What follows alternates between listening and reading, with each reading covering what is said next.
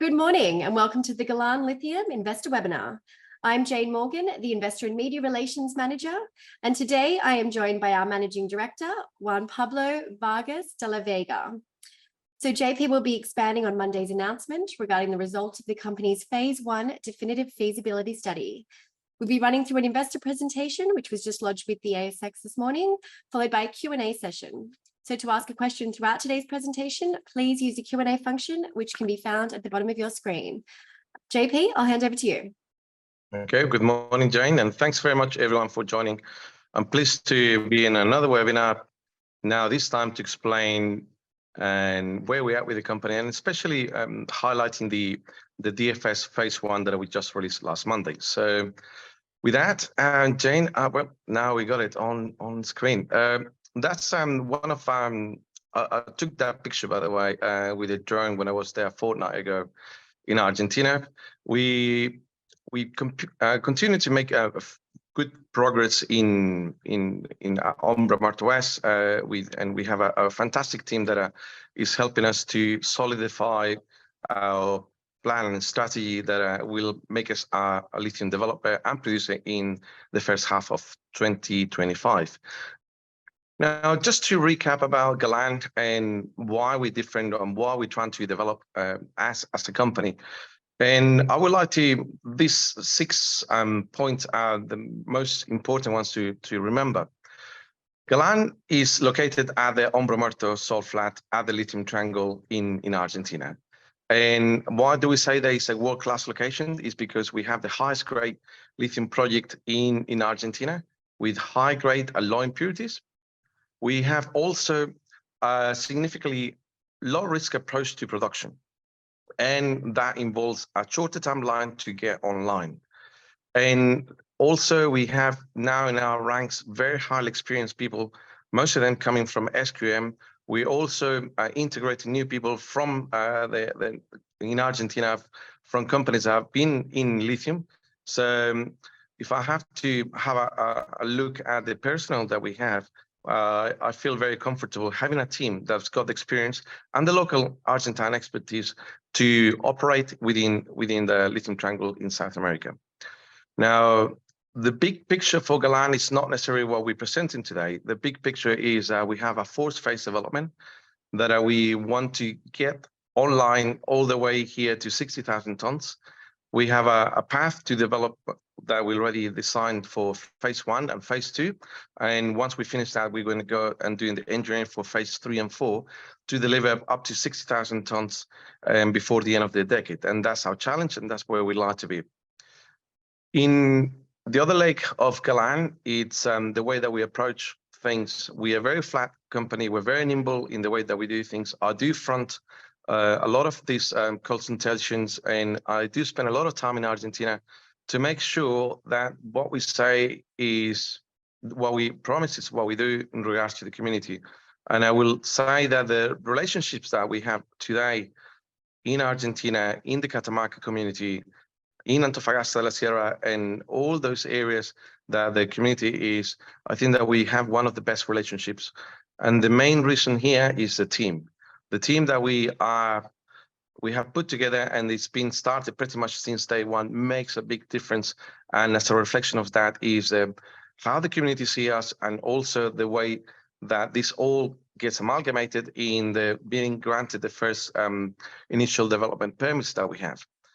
And we are not stopping. We're saying that we're going to be developing in the first half of 2025. We already started with clearing and getting the pond testing coming up soon. We have a camp, so we have all legs ready to go. So this is the intro as Galan, and I'll explain further details about the DFS in the next coming slides. A snapshot about the company. We're a tightly held company with not many shares on issue. We have close to 337 million shares on issue. Cash position of approximately $44 million that allows us to kick off, to start doing things that we said for the initial development that we have. There'll be questions about funding, and we'll answer later on. But what I want to say is that we're well positioned, not diluted. Directors and management has got 13% of the company. Top 20 shareholders is 52% of the company. So we are very aligned, and we have a strong support to change gears and become a producer with a significant upside for shareholders to be grabbing as we develop and as the company matures.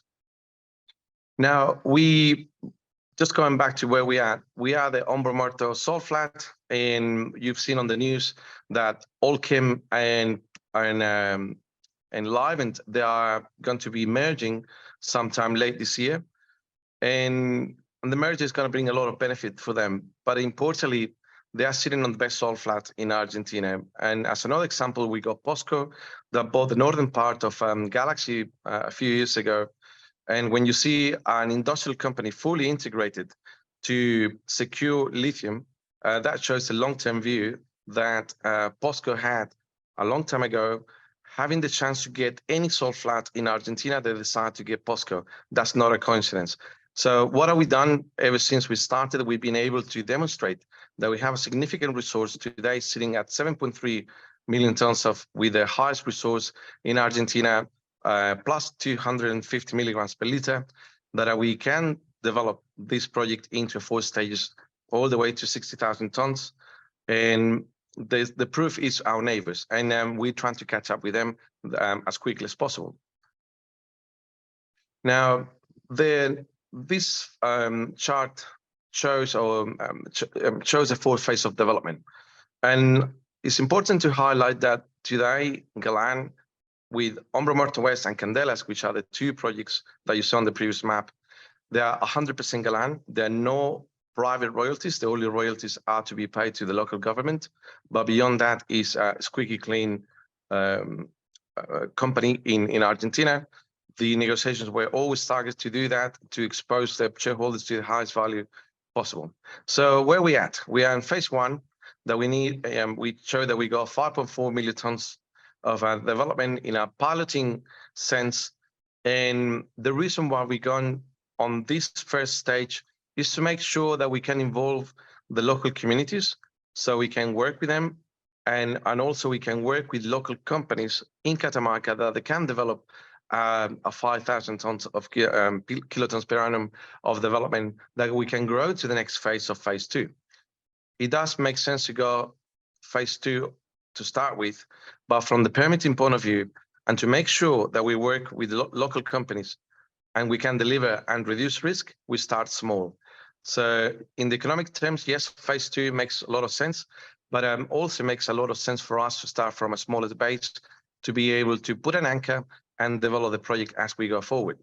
So phase 2, phase 1, as mentioned early on, we want to be a producer in this first half of 2025. Phase 2, we're going to be producing in 26. Phase 3 and 4, there's a lot of engineering that need to go, but the expectation at this stage, with what we know, and to be conservative, we expect to come up in 28 and 2030.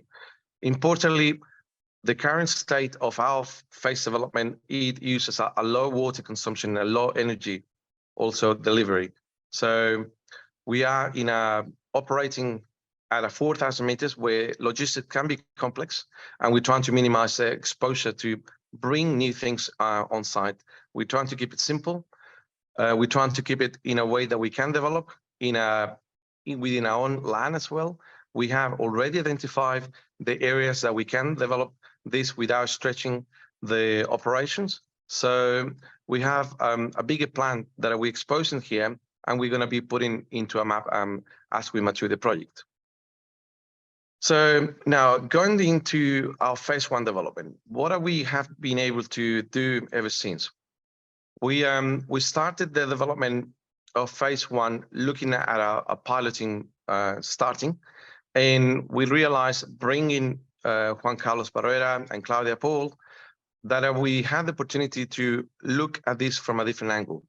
And we started saying that we want to do 4,000 tons as a piloting. A piloting is very conservative, but at the same time, we want to maximize the value of what we have. So with expertise, knowledge, and experience that our new board members and consultants are bringing, including a whole team of new engineers that they got 30 plus years of experience. then we can see that we can do things quicker and better. And that's why we went out from 4,000 tons to 5.37, meaning 5.4 kilotons per annum of development. We continue to target a 6% development in terms of the concentrate. So the main changes to the PEA from what we did into the DFS is that the PEA didn't contemplate a 6% concentrate. So we have optimized the concentration. So it was before, from memory, around 4.5% in the PEA. Now we're doing 6%. We have a filtering plan. We have 2 more reagents, and all those things are adding up into a better, more specific chloride product that is very clean. This is one of the key things. The level of impurities in terms of what we can get, it's very clean, that can be used in pretty much any concentrate carbonate plant within what we know in Argentina, and potentially what we're seeing in Chile. The important things of the economics that we seen on our DFS is that we have a short payback. 2.2 years is a very short payback in terms of mining, so that this encourages us that at this early level that has no the scale, the economic of scale, we can have a short payback, and phase 2 should give something similar in terms of a payback, given the strength of that we've seen that we can optimize in OPEX and CAPEX.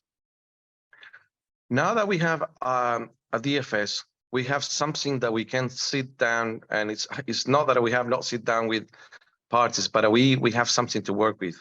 Third parties in terms of potential commercial solutions, we'll ask you to have a DFS. We have one. We are in conversation, and we have been in conversations with different companies, but what we know and we can do is have a product, which is the DFS, to have a base for discussions.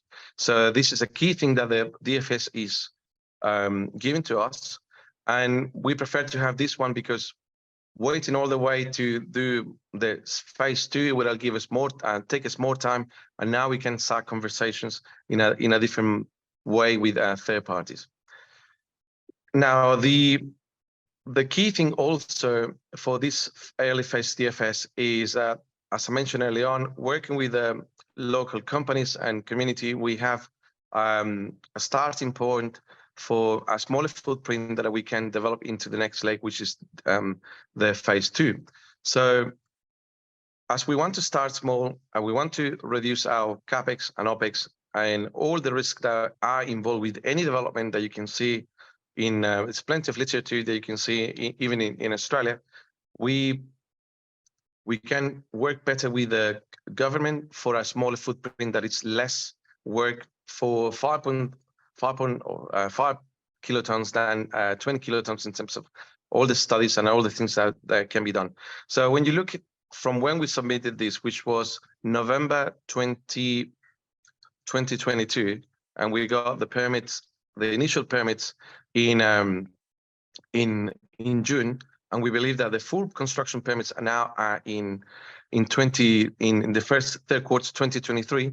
This shows that our strategy is working. Why is it working? Because we're getting permits, and we're working with the government in order to get this. We have a good relationship with them, and we ask them what can we do to accelerate things, and we're following the suggestions. So this is working, and I'm confident that within this quarter we're going to get the full permits to start constructions of the full development of the phase 1 development.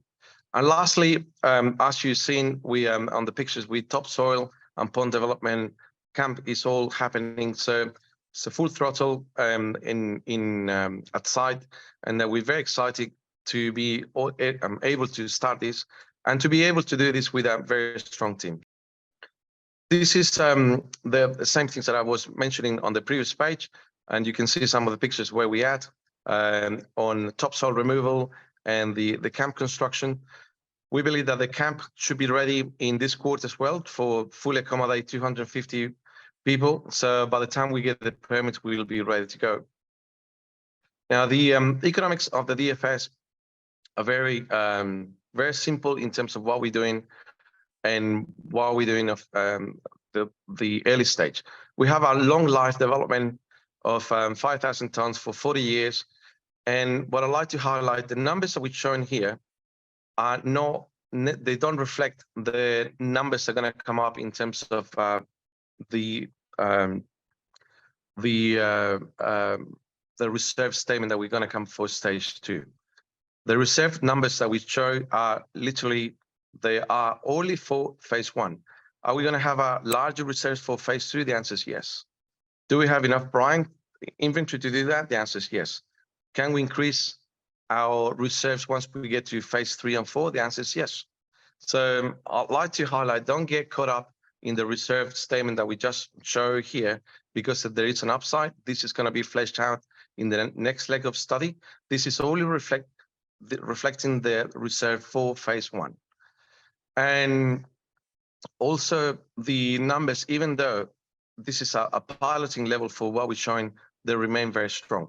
So even though the numbers that we're showing, that if you want to do sensitivity analysis, if you want to increase the discount rate from 8% to 10%, if you want to reduce the lithium price, long-term viewing, this is still a very compelling economic proposal, even as a piloting.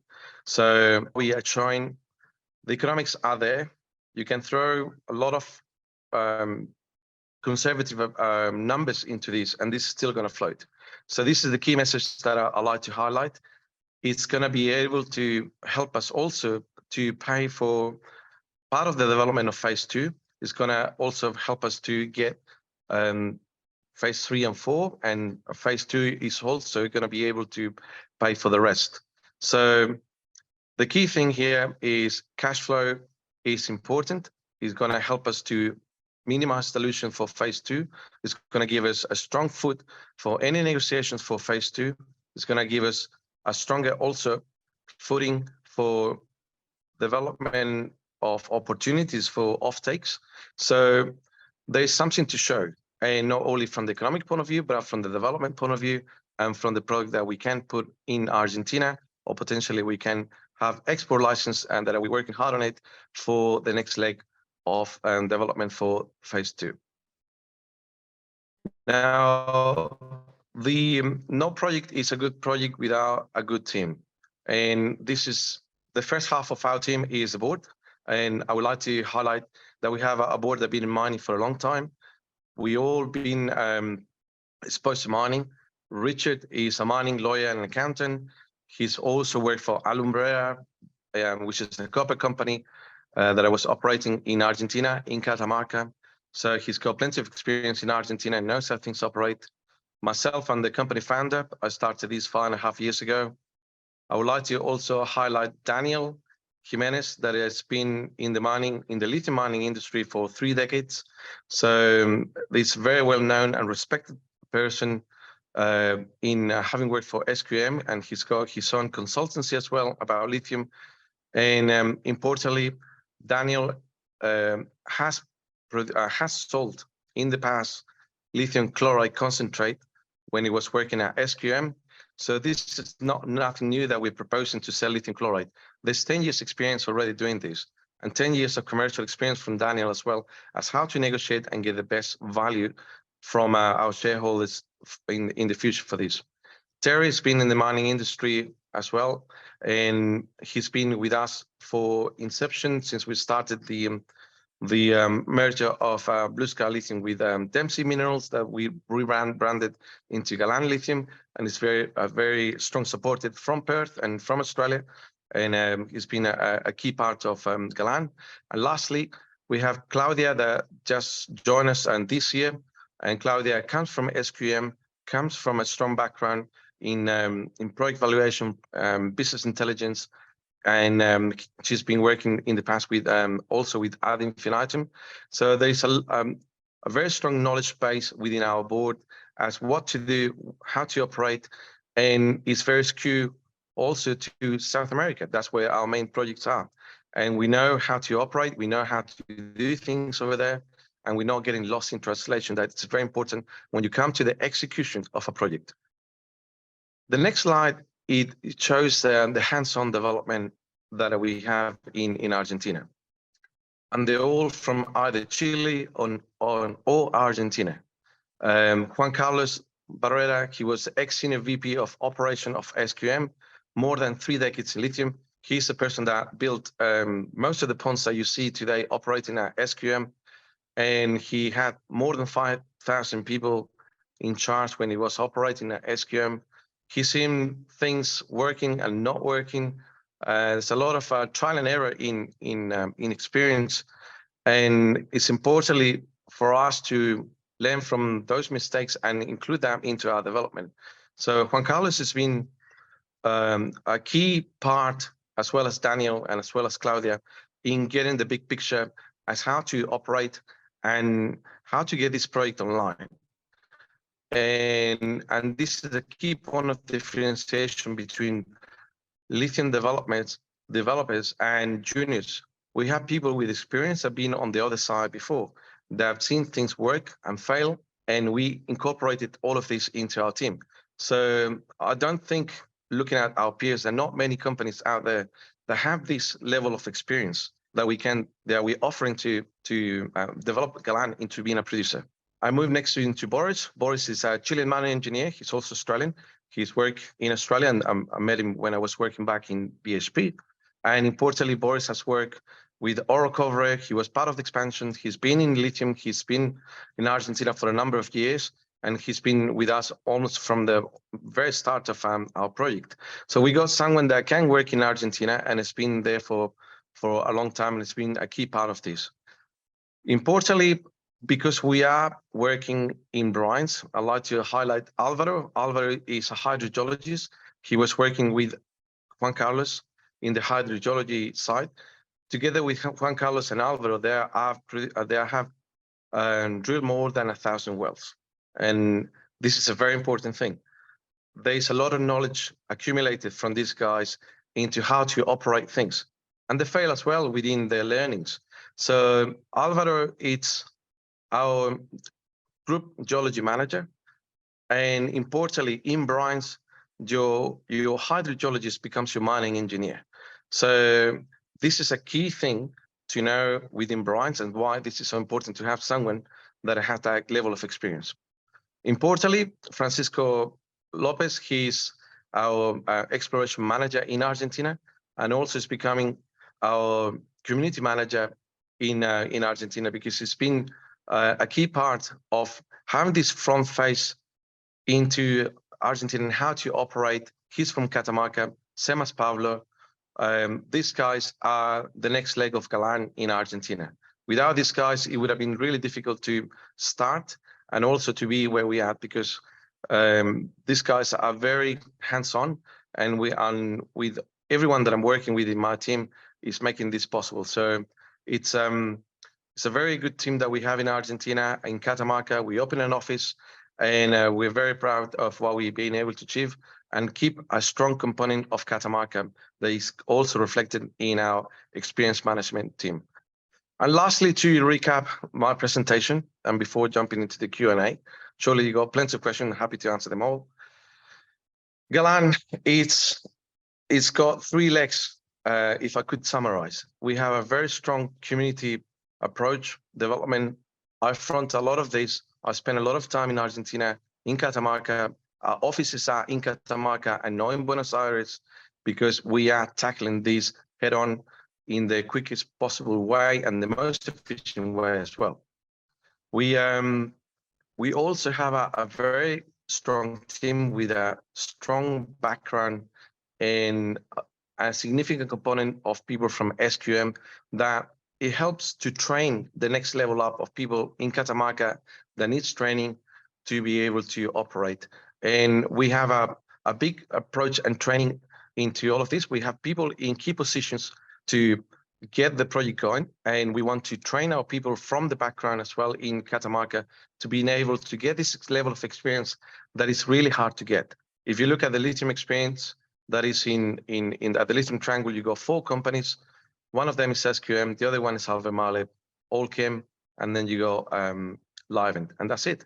So, and from that, I believe that we got I will dare to say that we have the A team from the people that we get from SQM working with us, and that makes a big difference in terms of experience.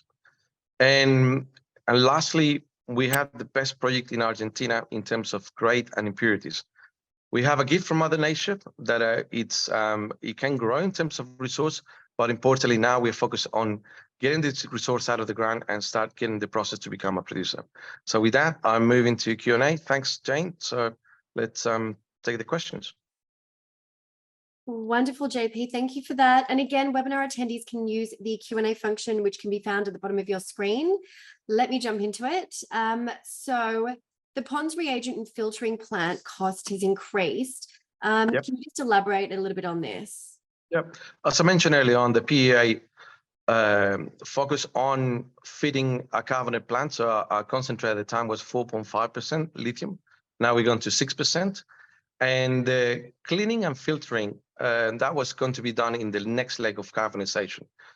Given that we're going to be giving a product today that is 6%, and we want to have it as clean as possible, we're using 2 reagents instead of 1. We have a filtering process that it wasn't designed in the evaporation area. So those are the main difference as why we're increasing our cost in capital. Thanks, JP. I'm going to be jumping around a bit here. We've got lots of questions, but so just further on that. So will there be further costs for the pond reagent plant for phase 2? That there will be there'll be increasing cost, but also will be scale, because we're scaling up and will be savings, scale savings going into the next leg. And we're going to still use 2 reagents and the filtering process. Well, that leads me to the next question. So what reagents is the company using? 2 reagents, one of them is lime and the other is calcium chloride. Wonderful. So how much lower is the water usage and power usage for lithium chloride processing compared to a battery grade lithium carbonate process? In simple terms, for both of them, less than half. Thank you. Just back to this. So is the ponds reagent and filtering plant in this DFS1 actually sized for more than 5.4 thousand tons per annum and sized perhaps for 20,000 tons per annum? Look, we've done the best. We're conscious of CapEx, and we've done the best we can to cover that with components that can do the 20,000 tons. In other areas, they need to be a quarterly expansion. So we're trying to, it's a fine balance between CapEx today and CapEx tomorrow. So we're trying to get the best balance possible. In some areas, the answer is yes, and some others no. Okay, next one is, so can you please elaborate on any formal or informal financing discussions that are currently underway? All what I can say at this stage that we've been in discussions with several parties, and that's as much as I can say. But it's active, so we're not waiting. We're moving in parallel at many levels, and that's what we're trying to do. We understand the funding is important, and we're trying to capture some value or most of the value that we can for the phase 1 and 2, if possible, to any deals that we can make. Can you give us an idea of the resource in terms of recoverable, LCE equivalent? The rule of thumb for brine roughly is 3 to 1. So if you got a resource of 12, you can recover 4. So that's as far, what it can be recovered for production. You cannot take everything from the ground, but you can take pretty much 1/3 of what is in the ground. As a rule of thumb, every salt flat is different, and we're yet to come out with our reserve statement for Umbra Martha West, and this is driven by many things in the geology and in the hydrogeology. So if you want to have a rule of thumb, that's what I can say, but we haven't got to the reserve of 60,000 tons. So that's I'd like to have a specific answer for that, but I don't have more than that. Thanks, JP. So is there an option to upgrade the mineral resource estimate? And if so, what's the strategy for this? Look, we are drilling. We have drilled and we are analyzing more data that we have, even on the last resource update that we had, and with the latest result that we've shown in other areas. This needs to be included. So yeah, there is an upside, and just give us more time. This is work in progress. We're trying to get DFS out and get into production. In parallel, when we're ready, we're going to be disclosing our resource upgrade. Today, our resources, the size is not a priority. Our priority is to become a producer. But we have enough brine to tick those boxes. This one's come through a few times, just on CapEx and OpEx. So the CapEx and OpEx costs for the DFS are expressed in US dollars. For the sale proceeds, will they be settled in US dollars or Argentine peso?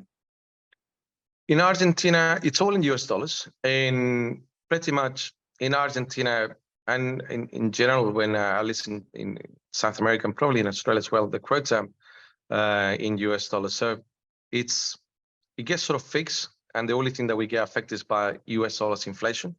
So if the question comes from the inflation side of Argentina and the peso moves, the exchange rate, a dollar is a dollar. So because it's quoted in US dollars, even though we got high inflation, the variation in pesos at the end of the day is what the peso is what it moves, but the US dollar gets sort of fixed. Thanks, JP. Jumping around again. So how do you plan to ramp up production volumes, and do you see any challenges regarding the timing of pond construction? Phase 1 and 2 are going to be developed in the alluvial fans that we have for specifically from Patapila to Rana de Sal area. That's more or less our main focus. That is our Hombre Muerto West. We have identified a couple of areas that we can expand that. So all yet to be flushed in New Year's updates. We have grant also that we're looking into more development. So it's the engineering needs to be done, and once we are ready, we can disclose. But the answer is yes. We do have more areas. We just need to identify which is more optimal for going into phase 3 and 4. Again, this one's come through a few times. So can you please provide an update on permits for phase 1? Yep. We received last June early works, initial developments for phase 1, and Q3 is going to be our phase 1 fully construction permits. I was in Argentina until Friday. My last discussion was Friday with my minister, and I don't see any reason why there is a delay on things on development. So it's Q3, and we are in Q3, so it's pretty soon. This question's got 2 parts. So is there a specific country which you're applying for an export permit to? And what would the indicative percentage royalty be paid to the government for the export permits? Okay. The answer is no, there's not a single country we are open to export to the rest of the world. The discussions today are ongoing with the government. The door is open. It is a political decision, so no guarantees. But as it stands today, there's a willingness to discuss. The reference today is Australia, specifically Western Australia. There is a sliding scale for royalties. You pay more royalties for the lesser added value you have, and that doesn't exist in Argentina. So we're trying to use something similar. Whether it's going to be more or less, it's still up for discussions. But if you want a reference point, Western Australia royalty scheme is something that we can look at. Thank you. And are there efforts and measures in Catamarca to speed up the permitting process? Absolutely. We're working. We have a good team in Argentina, as I mentioned, hands-on people.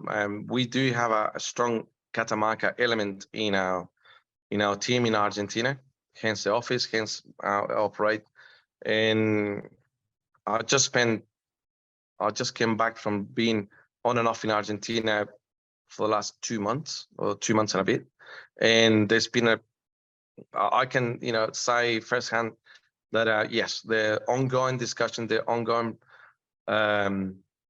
interaction with the governments are real. We're very respected. We earn our position in Catamarca. We've been seen as a as a strong contender to become a producer, and the proof is in what we're doing. So, and we have also a visit by the governor of Catamarca last Wednesday, and he was very impressed with our camp, with what we're doing. So we got congratulated into what we had made of Galan today. So the proof is that, yeah, we've been congratulated by the maximum authority of Catamarca.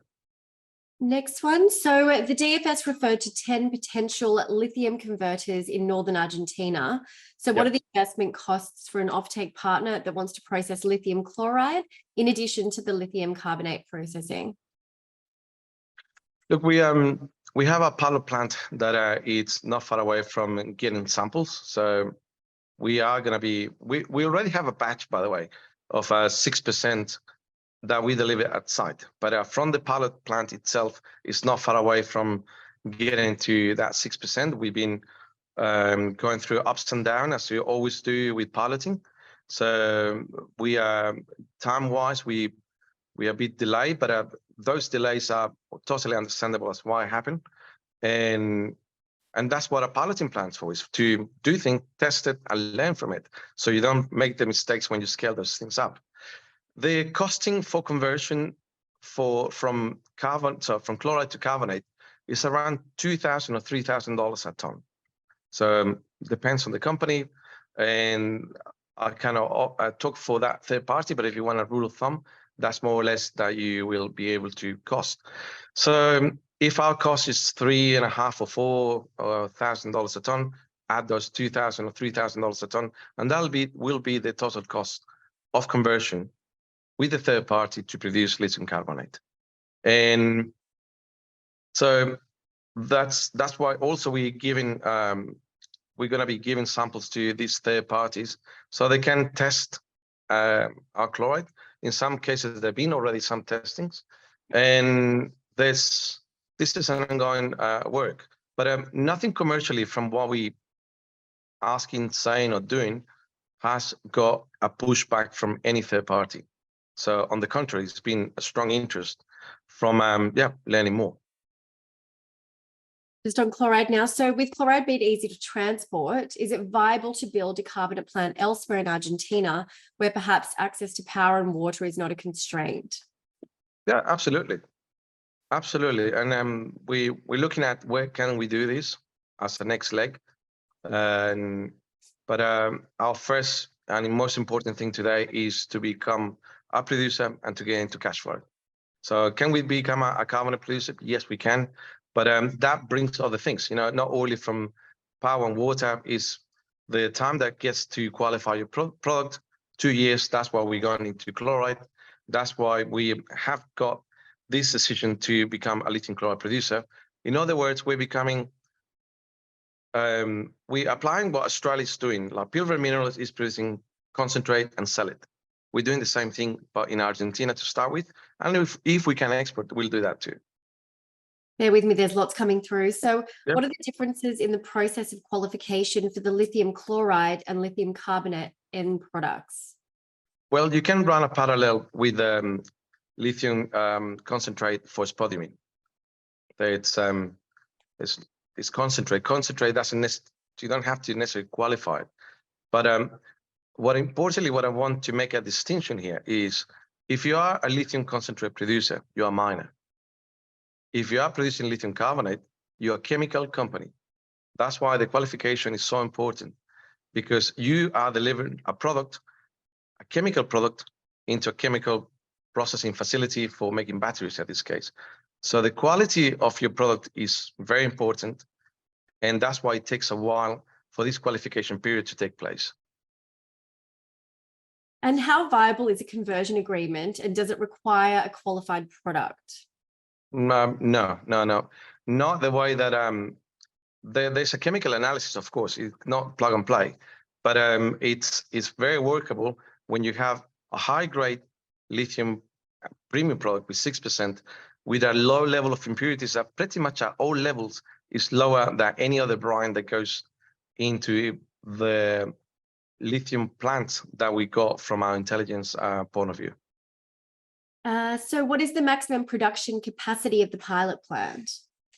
The pilot. Sorry, like the chloride. We just mentioned a chloride plant of 5.4 kilotons of lithium per annum. So that's and that's our phase one anyway, which is very commercial too.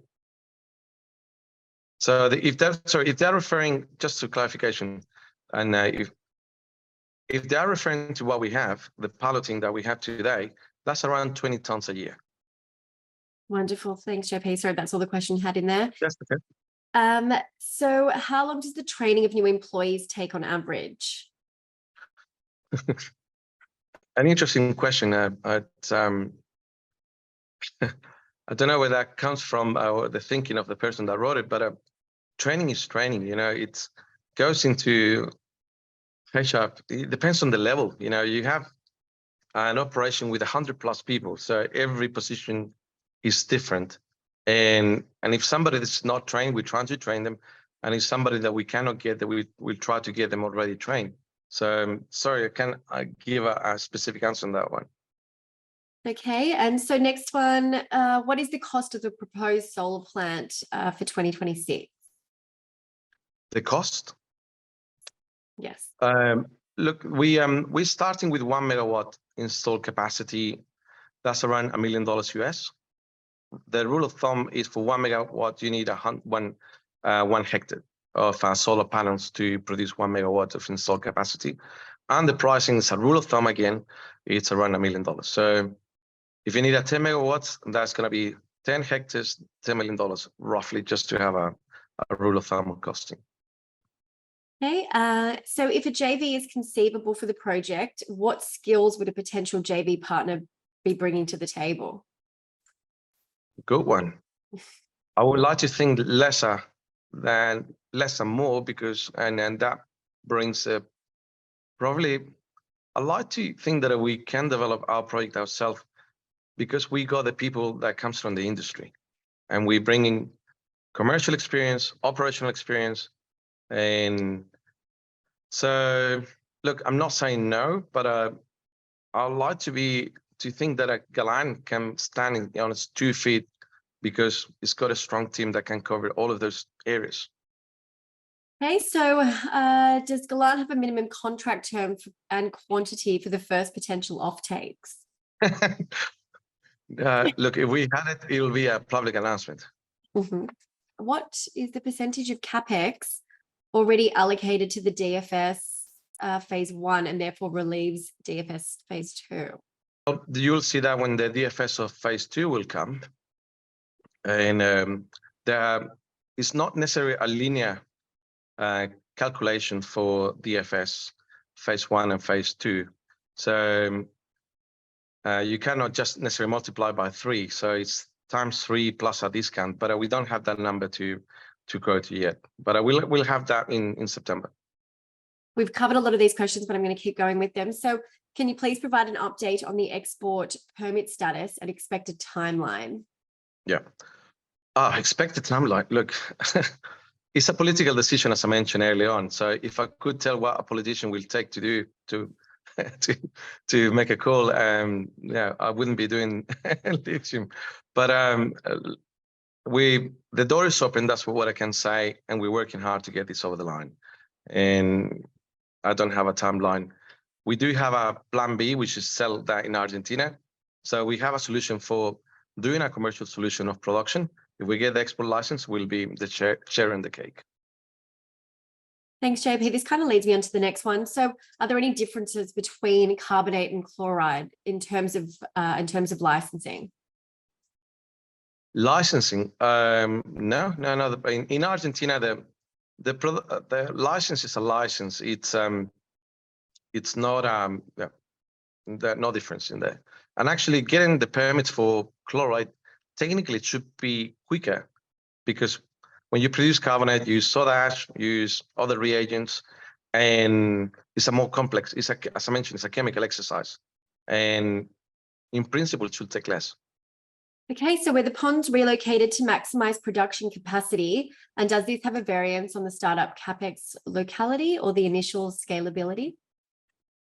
Well, as I mentioned earlier on, we have found we we already have areas to put more ponds. So the reallocation, it's not a reallocation, it's where the expansion is going to go. So it's the answer is yes, and we're going to be disclosing the data once we have a better understanding for the optimal place to do so. Thank you. And is the assumption ambitious for the 6% concentrate on a semi-commercial scale? And is the 73% of the lithium carbonate price an overestimate? There's always a risk in terms of commercial side of things when you look at any commodities, not just lithium. But is it overambitious?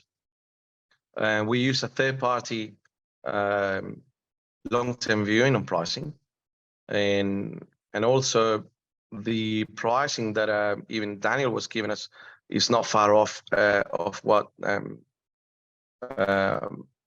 that we had from the third party that we use for lithium pricing. So our view is that the lithium market will remain strong, and that's based pretty much on the marginal cost of the last producer. So we believe that the market will remain strong, and so the assumption is an assumption, and I take that. But is it too ambitious? I believe that not. Is it too ambitious to produce 6%? We have demonstrated that we can. So from that point of view, I think that the metrics will remain strong in terms of commercial results and economic results. Can we throw more fat at it? The answer is yes. Will it make money? The answer is definitely yes. So I believe that where we stand, there's things that can go wrong, but it's a lot of space still to make this a very compelling economic case. Thanks, and 70, yeah, and to clarify, 72%, it's for that pricing is a very conservative assumption. For the lithium price of $20,000 a ton, that's a long-term price, and that should be higher. But we prefer to be conservative in that way. And also the lithium pricing, it's not a linear pricing of for lithium. So if you got 6% or 32% lithium carbonate, it does not mean that you're going to get 32% of the value of the carbonate. Most of the value it gets with the miner. There's plenty of literature with copper, nickel, and even spodumene. You can get all of that. That the miners that get the lion's share of the commercial value of any commodity. Okay, so what life of mine is a reasonable figure for this project, for a project of this size and capex funding requirement? For phase 1, 40 years is still very conservative. Phase 2 still doable, and phase 3, we believe that we still got 40 years, but if it's not, it's going to be 30 years. So still a very long-term case for, and that's the beauty about brines. Brines are very long-term projects. You've seen that with Livent producing for 3 decades, our neighbors. And you see SQM and Albemarle, they've been there producing for a long time, and it's still expanding. So it's the life of mine of lithium, a lithium chloride, a lithium brine project is very long. And so when do you expect that phase 2 permits will be submitted? Fairly soon. We are adjusting all the learnings that we had from phase 1. From phase 2, there were a few things that they told us to address, and we're doing it. And that should be pretty soon. The engineering is almost there. And the things that we want to, time-wise, is within this quarter. Thanks, JP. So in the DFS, one of the greatest risks that was listed said severe adverse weather causes lower production in 1 year. Can you just elaborate on this? Well, put it this way, a lithium or a lithium pond is an open air chemistry plant in a way. So you are definitely affected by the weather. If it rains more, the evaporation gets delayed.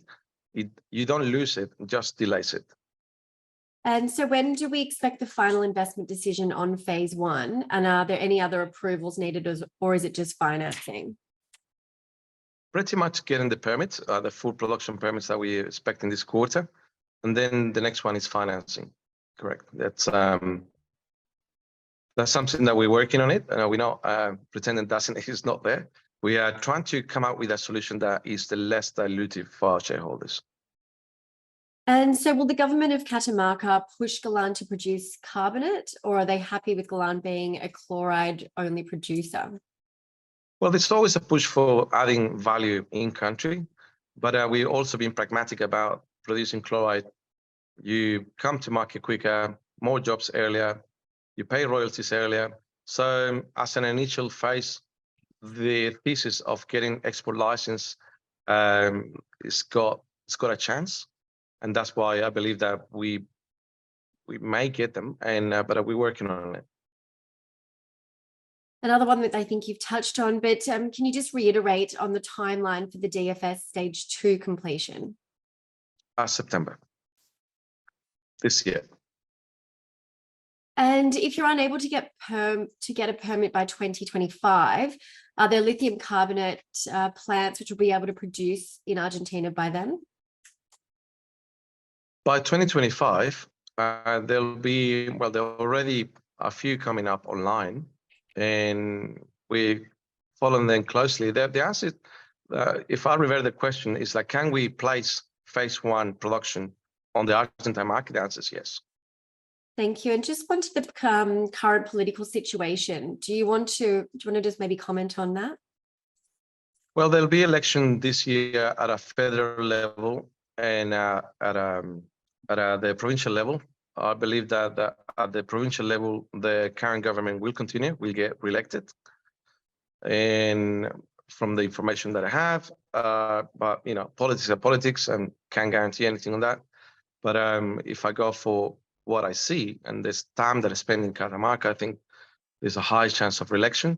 At a federal level, it's a tricky one, and just to see news changes all the time. But I believe that whoever comes, and even the current government that wants to be re-elected, they even on the economic plan, they're talking about be more of an open economy in terms of capital restrictions, exchange rates, and all of those things that are affecting the country today. Thanks, JP. I'm mindful of the time. There's been quite a few questions just about green bushes. Perhaps you want to just give a bit of an update on that, and when are draw results expected, and are there further permits that need to be granted? Just a bit of an update in the last 5 minutes. We think that we finalizing the last drill hole. We are still on the queue on data. We'll make information available once it's been we get the lab results, so that's going to be fleshed out. But we're waiting for that to make sense of what we're seeing, and the market will know in due course. And we're conscious of that, and we want to make that publicly available when it's ready. Thanks, JB. I think that might cover all the questions that we have for today.